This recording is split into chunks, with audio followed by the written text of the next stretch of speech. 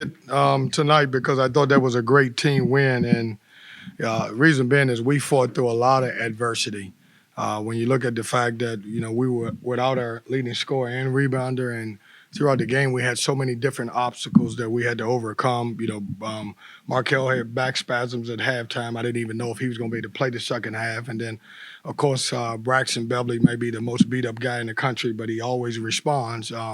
But I thought we did a tremendous job. Did not like the way we defended the 3-point line in the first half. They were 5 for 7. We knew coming into the game they're an elite 3-point shooting team. They averaged 10 a game, made 16 against Syracuse. And I thought we came on the second half and we did a great job with that.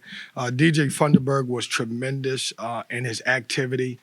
He was flying all over the place, kept a lot of balls live, and very proud of Markel. He's taken a lot of criticism within the last 3 or 4 days, and for him to come back and play and have tie his career high, and most importantly, make some free throws down the stretch. That makes me happy as a coach. So proud of it. Notre Dame's a good program. Mike does a tremendous job there. He's built something great. I thought we did a great job on Mooney until I looked at the stat sheet and he was 14 points and 14 rebounds. So I got to do better in that area. But excited for our guys. It's a program. It's a program win. In my 3 years, every year I can point to a couple games that are program wins. This was one for us because of the adversity, and we showed a lot of fight. Yeah. We sit down on the plane when we got back, and he and I sit on the tarmac, just he and I, for about 20 minutes. And he's a young man, man. We forget about that, and it's we live in the world of social media. And so as the coach here at NC State, I don't get too high when somebody says something great about me, or I don't get too low. I stay even. It doesn't matter to me what people say about me on social media. But these are kids, and so they read stuff. And the thing that bothers me sometimes is that sometimes it's your own folks that are saying negative things about your players. I know other coaches in our program have said some things about that, and that bothers me because, look, we're all in this together. We're going to fight together. That's what NC State's about. But to his credit, he bounced back. He was going through some things. He was on a roller coaster ride. I told him that he's our point guard and he has to deliver. To his credit, he had 2 great days of practice. Before later on today, before we got over here, there's a little video that Inky Johnson put out. And I sent the entire group the video, and the video was about staying together. You can't do anything without, no matter what walk of life you're in, whether it's business, whether it's parenting if you have to, or in sports, you have to do it together. It was inspiration to me. It was on my heart, and I sent it to it. And I talked to him right off the shoot around, Joe, and I just said, man, you got to be the player that you can be. And I just want him to build on it. There's going to be ups and downs with him, but at the end of the day, he's done a lot of things for NC State. I'm proud that he's here, and hopefully he can continue to build on that. Yeah, they're playing great together. Because DJ is starting to learn the floor a little bit. Early on he struggled. He struggled with any time we would switch a screen. He still has a mentality of running to the paint, so he wasn't guarding the 3-point line. But those guys are long. They're athletic. They do a tremendous job in there. They block shots. And DJ was great. I mean, he did a good job of keeping a lot of possessions live for us. And more importantly, I think he made 4 free throws down the stretch. I think that was good. Maybe it was 2. I don't know.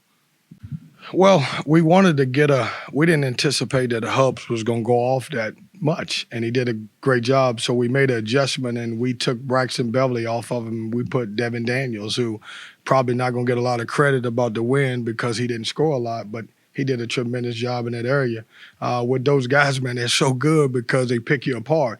This is one of, if not the best passing team in the country that we played against, and they pick you apart. If you take away the 3, they hit the guy in the inside. But I thought our guys did a great job. Probably we may be the only team this year who's turned them over 14 times and they only had 11 assists. I thought our pressure was very effective in the second half. I think they got a little tight once the score got tight. I knew once we got the lead, we could put some game pressure on it, and I thought it worked for us. Yeah, in a perfect world, I would have 10, 11 guys that can go. We're different. We've had to adjust. I've had to adjust as a coach because, as you guys know me, we press all the time. So we've kind of pulled our press back a little bit just to save some guys. But we're more aggressive, half court, trying to deny and get in the passing lanes. But they're good, man. I mean, they know how to play. They're smart. They can play with 6 or 7 guys because they don't play the style we play, and they rarely foul you. We didn't have a free throw in the first half, and then in the second half we drove the ball and able to get to the free throw line 17 times. No, I didn't. I'm sorry, I didn't feel the way he did. It was a tight game, and I just DJ made great plays. I mean, it was a back and forth game. What I wanted to do at the end was I wanted to make sure we guarded the 3-point line, and we still gave up a shot. They just missed it, and we rebounded the basketball. Yeah, how about this? We tied the game up, and Markel Johnson takes a step back three. He did a great job. He did a great job listening, though, didn't he? Yeah, but he did a great job. Yeah. No, and I looked at him. I was like, "You really gonna take that?" After we talked about that, and he said, "My fault." It did. Obviously, he made some plays. I mean, I thought he was great getting in the paint. You know, he found guys inside. What did he have? 7 and 2, 27 points.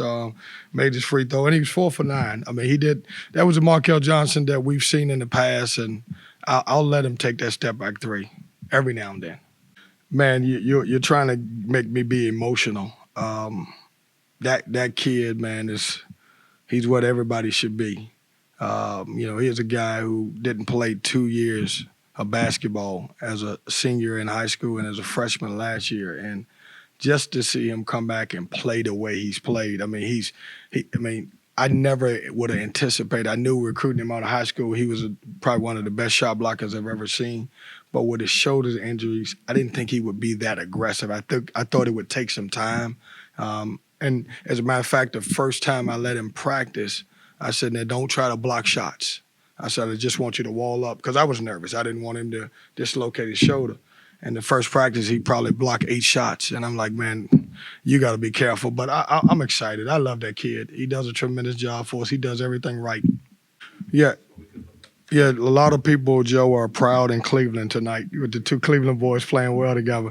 No, DJ, I've been asking. I've actually told my staff, and I think he had a game a couple games ago where he played well, but he was the only guy on our roster that I feel like hadn't had a breakout game, like one of those big games where we could say he made a difference, and he was a huge difference in this game. But if those two guys playing well together, Markel finds him. It was good. It was exciting basketball to watch when DJ Funderburg was flying around.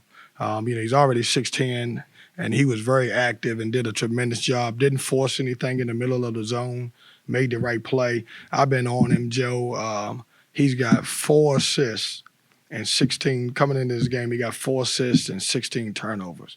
And I was like, how can you be a 4-man with 4 assists and 16 turnovers? So what did he have tonight? Oh, shit, he improved. All right, thanks, guys.